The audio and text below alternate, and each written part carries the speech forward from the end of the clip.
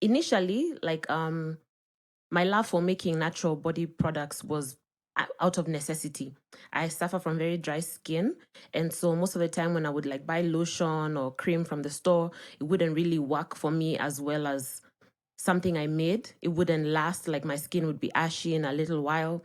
So I was always doctoring my own lotion at home. So if I buy this brand of lotion, then I add whatever I would add to it, glycerin, olive oil, sweet almond oil. So I would always like have to doctor things for them to be perfect for my skin.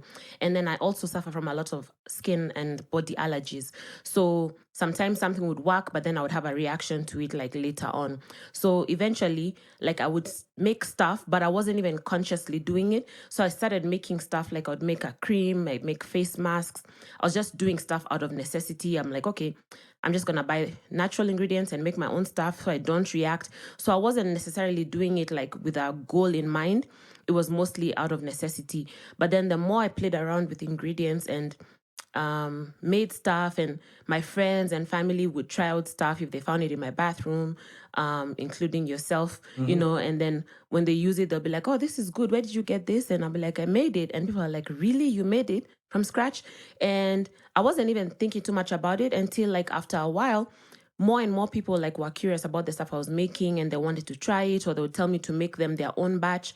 And I was working in healthcare, and I'd been working in healthcare over 10 years. And so I was always making my own little hand cream that I would put in my pocket. So, with especially with COVID, how many times we have to wash and sanitize at work and even just out in society. And so people are like, oh, can you make me this? Can you make me that? And I'm like, oh, I don't make it for people. I just make it for myself or my family.